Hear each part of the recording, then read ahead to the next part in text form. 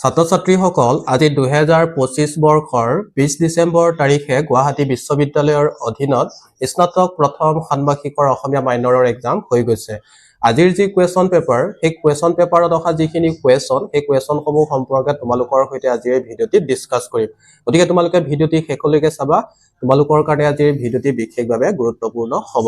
আৰু যদিহে তোমালোকে মোৰ এই ইউটিউব চেনেলটিত প্ৰথমবাৰৰ কাৰণে ভিডিঅ' চাই আছা, তেন্তে ভিডিঅ'টি লাইক কৰি চেনেলটো ছাবস্ক্ৰাইব কৰাৰ লগতে কাষৰ বেল আইকনটো প্ৰেছ কৰি দিবা। এই কাৰণেই যে আগন্তুক দিনত যিখিনি ভিডিঅ' দিয়া হয়, সেই ভিডিঅ'ৰ নটিফিকেশ্যন অতি সহজতে লাভ কৰিব পাৰা।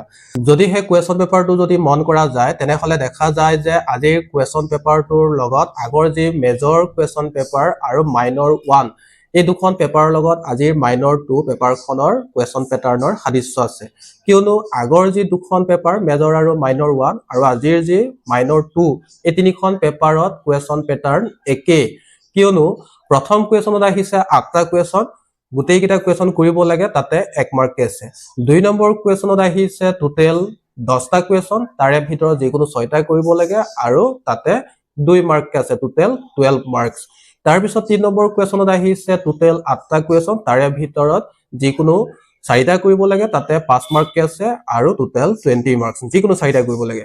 আৰু একেবাৰে লাষ্টৰ যিটো কুৱেশ্যন 4 নম্বৰ কুৱেশ্যন, তাতে তোমালোকক অপশ্যন দিয়া হৈছে 5টা অপশ্যন, তাৰে ভিতৰত তোমালোকে যিকোনো 2টা কৰিব লাগে, তাতে 10 মাৰ্ককে আছে, টোটেল 20 মাৰ্কছ। এইখিনিয়ে সাদৃশ্য।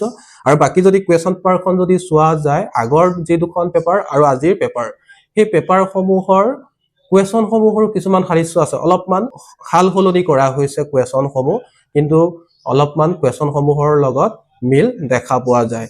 যদি তিনিখন পেপাৰৰ প্ৰশ্ন কাকত চোৱা যায়, তেনেহ'লে দেখা পোৱা যায় যে প্ৰশ্ন কাকতসমূহত যিবোৰ প্ৰশ্ন আহিছে, সেই প্ৰশ্নসমূহ বৰ বেছি টান কুৱেশ্যন নাহে। তোমালোকে পৰা ধৰণৰ কুৱেশ্যনেই আহিছে, তোমালোকে নিশ্চয় পাৰিছা আশা কৰোঁ। আৰু ফাৰ্ষ্ট ছেমিষ্টাৰত যিহেতু বৰ বেছি টান কুৱেশ্যন কটা নহয়, যিহেতু তোমালোকে ছেমিষ্টাৰটো আৰম্ভ কৰিছাহে ডিগ্ৰীত, গতিকে তোমালোকৰ কাৰণে বৰ বেছি টান কুৱেশ্যন নাকাটে এইটো ছেমিষ্টাৰত।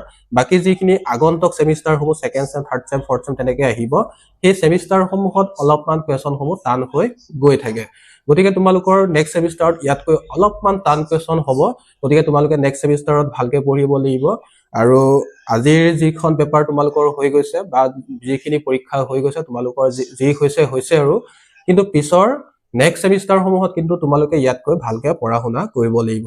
ইয়াৰ বাবে তোমালোকক মই গাইড কৰি যাম, কি কি কিতাপ পঢ়িব লাগিব, চিলেবাছ কি আছে, চিলেবাছত কি অন্তৰ্ভুক্ত বিষয় আছে, এই গোটেইখিনি কথা তোমালোকক মই গাইড কৰিম। গতিকে তোমালোকে মোৰ এই ইউটিউব চেনেলটি ছাবস্ক্ৰাইব কৰি ৰাখিবা, যাতে আগন্তুক যিখিনি ভিডিঅ' নটিফিকেশ্যন আহে, সেই নটিফিকেশ্যন অতি সহজতে লাভ কৰিব পাৰা। গতিকে আজিৰ ভিডিঅ'টি দেৰি নকৰাকৈ আৰম্ভ কৰোঁ হওক।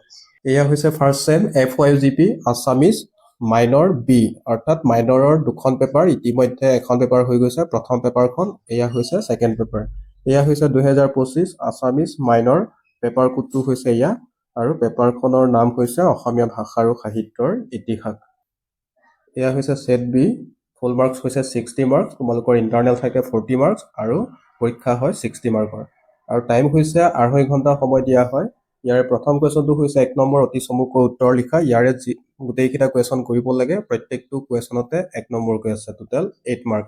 ইয়াৰ প্ৰথম কুৱেশ্যনটো হৈছে কালিৰাম মেধিয়ে অসমীয়া ভাষাৰ উদ্ভৱ ক'ৰ পৰা হোৱা বুলি কৈছে। ইয়াৰ শুদ্ধ উত্তৰ হৈছে প্ৰাচ্য আৰু পশ্চিমা প্ৰাকৃতৰ সংমিশ্ৰণত অসমীয়া ভাষাৰ উদ্ভৱ হোৱা বুলি কালিৰাম মেধিয়ে মন্তব্য কৰিছিল। ইয়াৰ পিছৰ কুৱেশ্যনটো হৈছে ক নম্বৰ, ডক্টৰ বাণীকান্ত কাকতিয়ে অসমীয়া ভাষা সম্পৰ্কে ৰচনা কৰা গৱেষণা গ্ৰন্থখনৰ নাম কি। ইয়াৰ শুদ্ধ উত্তৰ হৈছে Assamese its formation and development. এই গ্ৰন্থখনৰ বাবে তেখেতে ডক্টৰেট ডিগ্ৰী লাভ কৰিছিল আৰু এই গ্ৰন্থখন প্ৰকাশিত হৈছিল 1941 চনত। ইয়াৰ পিছৰ কুৱেশ্যনটো হৈছে ক নম্বৰ, উষ্ণা উষ্ণা পৰ্বত তই খবৰি বালি, ইয়াত খবৰি বালিৰ অৰ্থ কি। ইয়াৰ শুদ্ধ উত্তৰ তোমালোকক মই টেলিগ্ৰাম গ্ৰুপত জনাই দিম, তোমালোকে টেলিগ্ৰাম গ্ৰুপত জইন হ'বা। ইয়াৰ লিংক ডেছক্ৰিপশ্যনত দি দিয়া হ'ব। ইয়াৰ পিছৰ কুৱেশ্যনটো হৈছে ঘ নম্বৰ, অসমীয়া বৈষ্ণৱ সাহিত্যৰ এটা বৈশিষ্ট্য উল্লেখ কৰা। ইয়াৰ ভিতৰত হ'ব ভক্তি প্ৰধান বিষয়বস্তু, 2 নম্বৰ হ'ব সহজ সৰল ভাষা, ভাগৱত ৰামায়ণ মহাভাৰতৰ পৰা ভাঙনি, নাম প্ৰসংগৰ গুৰুত্ব। এইবোৰ হৈছে অসমীয়া বৈষ্ণৱ সাহিত্যৰ কিছুমান বৈশিষ্ট্য। ইয়াৰ ভিতৰত যিকোনো এটা লিখিলে হ'ল। ইয়াৰ পিছৰ কুৱেশ্যনটো হৈছে মাধৱদেৱৰ কোনখন নাটক অংকীয়া নাট বুলি ক'ব পাৰি। ইয়াৰ শুদ্ধ উত্তৰ হৈছে অৰ্জুন ভঞ্জন বা দধিমথন। বাকী ৰচনাসমূহক তেওঁৰ ঝুমুৰা বুলি কোৱা হয়। ইয়াৰ পিছৰ কুৱেশ্যনটো হৈছে প্ৰথম 6 নম্বৰ অসমীয়া সাহিত্যত মহাভাৰতৰ কবি বুলি কাক কোৱা হয় ইয়াৰ শুদ্ধটোৰ হৈছে ৰাম সৰস্বতীকে মহাভাৰতীয় কবি বুলি কোৱা হয় আৰু ৰাম সৰস্বতীয়ে বটকাব্য নামৰ এবিধ জনপ্ৰিয় কাব্য তেওঁ ৰচনা কৰিছিল তাৰ পিছৰ কুৱেশ্যনটো হৈছে দ্বিতীয় 6 নম্বৰ সাতসৰী অসম বুৰঞ্জীত কেইখন বুৰঞ্জী সংকলিত হৈছে এই কুৱেশ্যনটো আগৰ পেপাৰতো আহিছিল 2 নম্বৰ জত মেজৰত সাতসৰী অসম বুৰঞ্জীত কেইখন বুৰঞ্জী সন্নিৱিষ্ট হৈছে এইখন কোনে সংগ্ৰহ আৰু সম্পাদনা কৰিছিল তেনেকৈ কুৱেশ্যন আহিছিল ইয়াৰ পিছৰ কুৱেশ্যনটো হৈছে বৰ্গীয়া নম্বৰ ভট্টদেৱৰ প্ৰকৃত নাম কি ইয়াৰ শুদ্ধটো আমি নিশ্চয় জানো ভট্টদেৱৰ প্ৰকৃত নাম হৈছে বৈকুণ্ঠনাথ ভাগৱত ভট্টাচাৰ্য ইয়াৰ আগতে মেজৰ পেপাৰত 1 নম্বৰ বৰ্গীয়া নম্বৰত এটা কুৱেশ্যন আহিছিল কথা ৰত্নাৱলীৰ ৰচক কোন সেইদৰে মাইনৰ পেপাৰতো 2 নম্বৰ বৰ্গীয়া নম্বৰত আহিছিল অসমীয়া গদ্যৰ জনক ৰূপে কাক অভিহিত কৰা হয় গতিকে এই কুৱেশ্যনৰ মাজত কিছু সাদৃশ্য আছে অলপ সাল সলনি কৰিবলৈ ভট্টদেৱৰ বিষয়ে ইয়াতে কুৱেশ্যন কৰা হৈছে ইয়াৰ পিছৰ কুৱেশ্যনটো হৈছে 2 নম্বৰ চমুকৈ উত্তৰ দিয়া যিকোনো 6টা 2 নম্বৰকে আছে আৰু টোটেল 6টা কৰিব লাগে ইয়াতে টোটেল মাৰ্কছ হৈছে 12 নম্বৰ ইয়াৰ প্ৰথম কুৱেশ্যনটো হৈছে ক নম্বৰ বঙলা অসমীয়া ভাষাৰ উমৈহতীয়া সাহিত্য হিচাপে স্বীকৃত দুখন গ্ৰন্থৰ নাম লিখা এতিয়া আমি জানো বঙলা অসমীয়া ভাষাৰ উমৈহতীয়া সাহিত্য হৈছে চৰ্যাপদ শ্ৰীকৃষ্ণ কীৰ্তন শূন্য পুৰাণ এইবোৰ হৈছে বঙলা অসমীয়া ভাষাৰ উমৈহতীয়া কেইখনমান সাহিত্য ইয়াৰ আগতে মাইনৰত 3 নম্বৰত এটা কুৱেশ্যন আহিছিল অসমীয়া বাংলা উমৈহতীয়া সাহিত্যৰ সমপৰিচয় দাঙি ধৰা গতিকে সেই কুৱেশ্যনৰ পৰাই ইয়াতে এটা কুৱেশ্যন দিয়া হৈছে তোমালোকৰ 2 নম্বৰৰ কাৰণে ইয়াৰ পিছৰ কুৱেশ্যনটো হৈছে খ নম্বৰ ইয়াণ্ডাবু সন্ধি কাৰ মাজত হৈছিল ইয়াৰ শুদ্ধ উত্তৰ হৈছে ব্ৰিটিছ ইষ্ট ইণ্ডিয়া কোম্পানী আৰু মানসকলৰ মাজত ব্ৰিটিছ আৰু মানসকলৰ মাজতে ইয়াণ্ডাবু সন্ধি 1826 চনত হৈছিল আৰু সেই অনুসৰি অসম দেশ ব্ৰিটিছৰ অধীনলৈ গৈছিল অসম ৰাজ্য ইয়াৰ পিছৰ কুৱেশ্যনটো হৈছে গ নম্বৰ দুগৰাকী পাঁচালী কবিৰ নাম লিখা ইয়াৰ আগতে মই তোমালোকক যিখিনি কুৱেশ্যন পেপাৰ সলভ কৰিছিলোঁ সেই কুৱেশ্যন পেপাৰসমূহত মই পাঁচালী কবিসকলৰ নাম মেনশ্যন কৰিছিলোঁ গতিকে তোমালোকে সেই ভিডিঅ'টি যদিহে চাইছা তেনেহ'লে ইয়াৰ প্ৰশ্ন উত্তৰ কৰিব পাৰিছা দুগৰাকী পাঁচালী কবি সেই পাঁচালী কবিসকলৰ ভিতৰত যেনে পীতাম্বৰ দুৰ্গাবৰ মনকৰ সুকবি নাৰায়ণদেৱ এইসকল হৈছে পাঁচালী কবি আৰু পাঁচালী কবিসকল হৈছে মহাপুৰুষ শংকৰদেৱৰ সমসাময়িক কবি কিন্তু তেওঁলোক হৈছে অবৈষ্ণৱ কবি ইয়াৰ পিছৰ কুৱেশ্যনটো হৈছে ঘ নম্বৰ বৰগীতৰ দুটা বৈশিষ্ট্য উল্লেখ কৰা এতিয়া বৰগীতৰ বৈশিষ্ট্য তোমালোকে নিশ্চয় পাৰিবা তোমালোকে ক্লাছ 10ত ক্লাছ 12ত এই বৰগীতৰ বৈশিষ্ট্যসমূহ পাই আহিছা যে বৰগীত মহাপুৰুষ শংকৰদেৱ আৰু মাধৱদেৱে লিখা গীতসমূহকে বৰগীত আখ্যা দিয়া হয় বৰগীতৰ ভাষা ব্ৰজাৱলী বৰগীতসমূহ শাস্ত্ৰীয় ৰাগ তালযুক্ত গীত এইবোৰৰ ভিতৰত তোমালোকে যিকোনো দুটা বৈশিষ্ট্য উল্লেখ কৰিব পাৰা ইয়াৰ পিছৰ কুৱেশ্যনটো হৈছে ঙ নম্বৰ বাণীবদ্ধনৰ জৰিয়তে লোকগীতক জনপ্ৰিয় কৰি তোলা দুগৰাকী সংগীত শিল্পীৰ নাম লিখা এই কুৱেশ্যনটোৰ লগত যি মেজৰত কুৱেশ্যন আহিছিল 2 নম্বৰ গত কামৰূপী আৰু গোৱালপৰীয়া লোকগীত বাণীবদ্ধন কৰি তাৰ সংৰক্ষণত বিশেষ অৱদান আগবঢ়োৱা দুগৰাকী সংগীত শিল্পীৰ নাম লিখা এই কুৱেশ্যনৰ লগত এই কুৱেশ্যনৰ মিল আছে ইয়াতে শুদ্ধ উত্তৰ হ'ব কামৰূপীৰ ক্ষেত্ৰত ৰামেশ্বৰ পাঠকৰ নাম ল'ব পাৰি গোৱালপৰীয়াৰ ক্ষেত্ৰত প্ৰতিমা বৰুৱা পাণ্ডে আৰু ৰামেশ্বৰ পাঠক এই দুজন হৈছে বাণীবদ্ধনৰ জৰিয়তে লোকগীতক জনপ্ৰিয় কৰি তুলিছিল ইয়াৰ পিছৰ কুৱেশ্যনটো হৈছে প্ৰথম 6 নম্বৰ যুদ্ধ কাব্যৰ কবি বুলি ক'লে কাক বুজা যায় তেওঁ ৰচনা কৰা এখন যুদ্ধ কাব্যৰ নাম উল্লেখ কৰা এতিয়া যুদ্ধ কাব্যৰ ৰচক বা যুদ্ধ কাব্যৰ কবি বুলি ক'লে হৰিহৰ বিপ্ৰক বুজা যায় তেখেতক যুদ্ধ কাব্যৰ ৰচক বুলিও কোৱা হয় তেখেতে ৰচনা কৰা যুদ্ধ কাব্য হৈছে বৰবুবাসনৰ যুদ্ধ তাম্ৰধ্বজৰ যুদ্ধ আৰু লৱকুশৰ যুদ্ধ এই তিনিখন জনপ্ৰিয় যুদ্ধ কাব্য তেওঁ ৰচনা কৰিছিল ইয়াৰ পিছৰ কুৱেশ্যনটো হৈছে দ্বিতীয় 6 নম্বৰ আহোম যুগৰ শ্ৰেষ্ঠ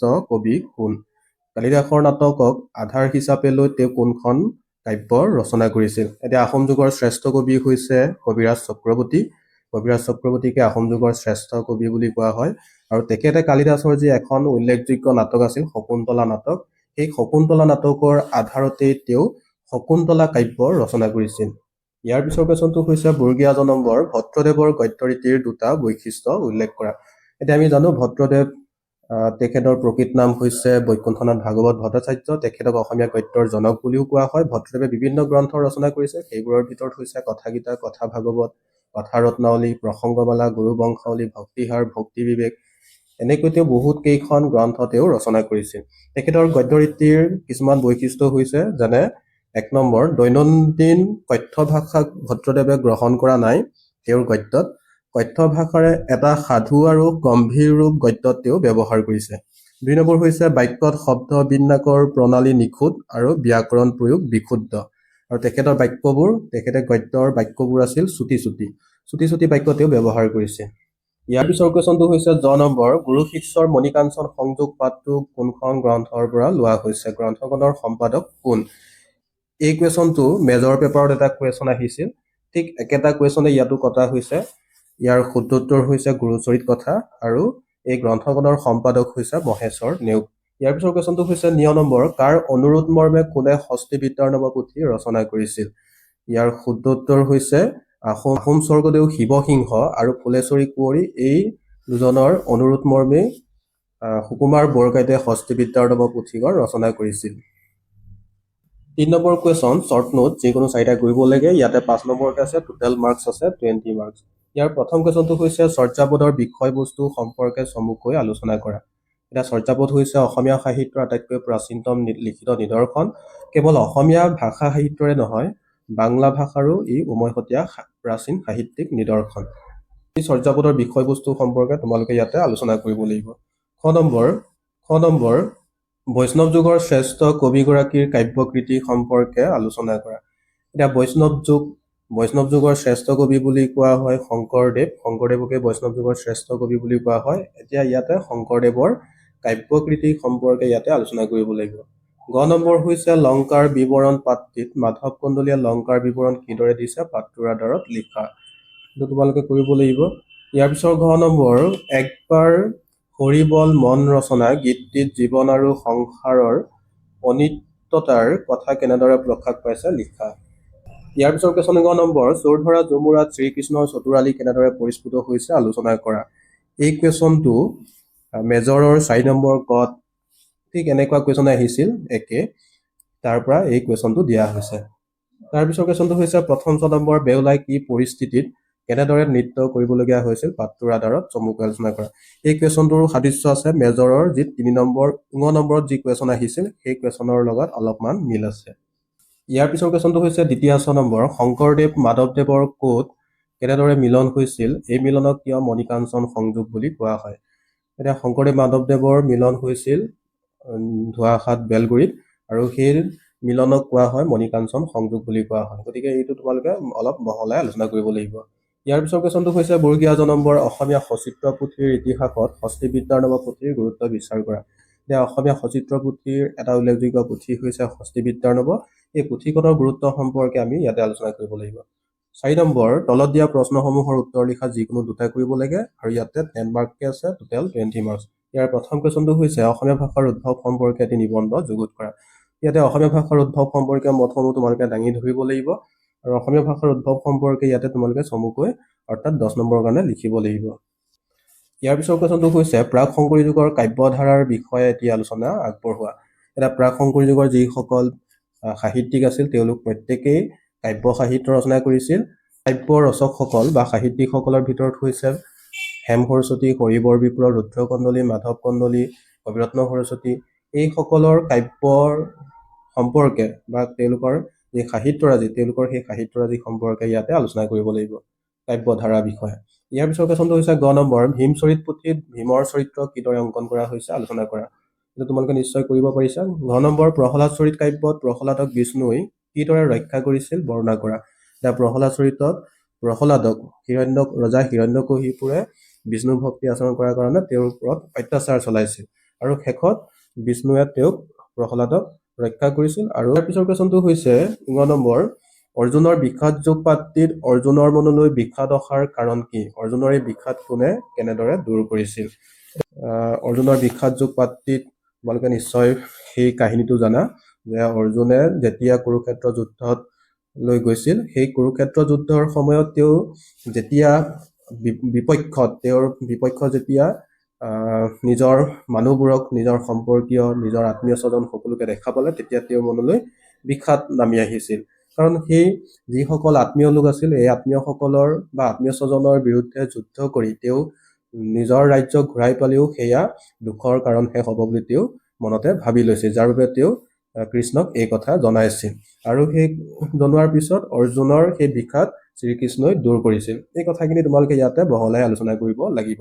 এইখিনি আছিল আজিৰ অসমীয়া মাইনৰ পেপাৰটোত অহা কুৱেশ্যনসমূহ। এই কুৱেশ্যনসমূহ সম্পৰ্কে তোমালোকৰ সৈতে মই শ্বৰ্ট কুৱেশ্যন আৰু 1 নম্বৰ 2 নম্বৰ লগতে যিখিনি লং কুৱেশ্যন কিছু আলোচনা কৰিলোঁ। যদিহে তোমালোকে আজি এই ভিডিঅ'টিৰ পৰা কিছু পৰিমাণে হ'লেও উপকৃত হৈছে বুলি ভাবা তেনেহ'লে তোমালোকে লাইক কৰিবা, ছাবস্ক্ৰাইব কৰিবা আৰু কাষৰ বেল আইকনটো প্ৰেছ কৰি দিবা, কাৰণ আগন্তুক দিনত যেতিয়া মই ভিডিঅ' লৈ আহিম তোমালোকৰ বাবে তাৰ ভিডিঅ' নটিফিকেশ্যন যাতে সহজতে লাভ কৰিব পাৰা। আজিলৈ ইমানেই, পুনৰ এটা নতুন ভিডিঅ'ত লগ পাম। এনেধৰণৰ ভিডিঅ' আকৌ লৈ আহিম। ধন্যবাদ শেষলৈকে ভিডিঅ'টো চোৱাৰ বাবে।